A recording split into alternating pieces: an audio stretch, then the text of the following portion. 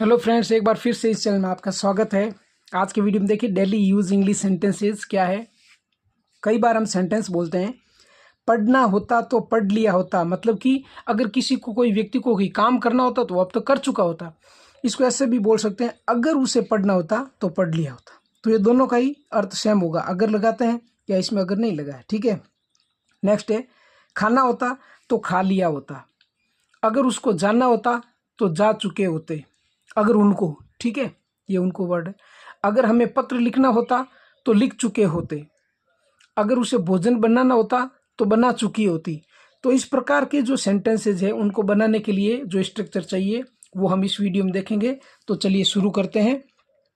इस स्ट्रक्चर में सबसे पहले क्या आएगा, इफ, और उसके बाद आएगा सब्जेक्ट, फिर आएगा हैड टू, और उसके बाद वर्ब की फर्स्ट फॉर्म।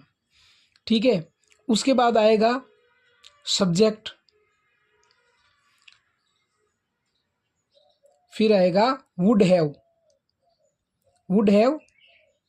और उसके बाद में वर्ब की थर्ड फॉर्म। अब ये जो सब्जेक्ट है, यहाँ पे जो सब्जेक्ट है वो सेम सब्जेक्ट यहाँ पे नहीं लिखते हैं तो भी चलेगा। तो ये पोर्शन हो गया, देखो पहला तो ये हो गया, ये यहाँ पे, और सेकंड हो गया ये।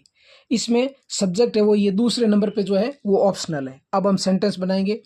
पढ़ना होता तो पढ़ लिया होता, या अगर उससे पढ़ना होता तो पढ़ लिया होता। तो कैसे बनाएंगे, if he had to. If यहाँ पे आ गया सब्जेक्ट, ही आ गया, हैड टू हमने ऐसा लिख दिया जैसा स्ट्रक्चर में है। If he had to read, फिर कॉमा लगा सकते हैं इसमें। तो सब्जेक्ट वापस लिखने की जरूरत नहीं, सब्जेक्ट आप लिखते हैं जैसे ये मैंने लिख दिया सब्जेक्ट, लेकिन इसको ब्रैकेट में कर दिया। ठीक है, ऑप्शनल है इसलिए। फिर यहाँ पे लिखेंगे would have read. If he had to read he would have read, अगर उसे पढ़ना होता तो पढ़ लिया होता। नेक्स्ट है खाना होता तो खा लिया होता। यहाँ पे सब्जेक्ट नहीं दिया हुआ है तो हम आई भी मान सकते हैं। ठीक है, जैसे मैं ये लिख रहा हूँ, if I had to eat, ये इफ वाला स्ट्रक्चर हो गया। I would have eaten, if I had to eat I would have eaten. खाना होता तो खा लिया होता, या हम कह सकते हैं अगर मुझे खाना होता तो मैं खा चुका होता। नेक्स्ट है अगर उनको जाना होता तो जा चुके होते, if they had to go would have gone.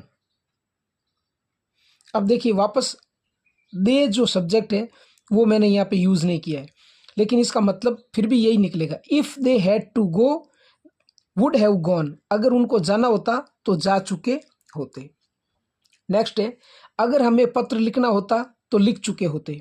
इसको कैसे बोलेंगे, if we had to write. अब देखिए इसमें जो वर्ब है राइट, यहाँ पे भी वर्ब है गो, लेकिन इसके बाद में ऑब्जेक्ट है। If we had to write the letter would have written, would have, ये नीचे लिख रहा हूं मैं, written third form, would have written. If we had to write the letter would have written, अगर हमें पत्र लिखना होता तो लिख चुके होते। अब यहाँ पे इसको ऐसे भी बना सकते हैं, if we had to write the letter we, यहाँ पे वी लिख सकते हैं, वी वुड हैव रिटन, दोनों का एक ही मतलब निकलेगा। अब यहाँ पे द लेटर इसलिए लिखा है क्योंकि विशेष लेटर जो हमें लिखना था किसी को, मान लो छुट्टी के लिए या कोई रिक्वेस्ट करनी है तो प्रिंसिपल को लिखना था, इसलिए हमने यहाँ पे द लगाया है। ठीक है, नेक्स्ट है अगर उसे भोजन बनाना होता तो बना चुकी होती।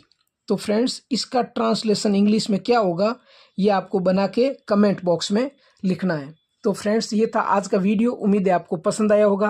अगर आप इस चैनल पे नए हैं तो प्लीज़ आपसे रिक्वेस्ट है इसको सब्सक्राइब करें। मिलते हैं नेक्स्ट वीडियो में। जय हिंद, जय भारत।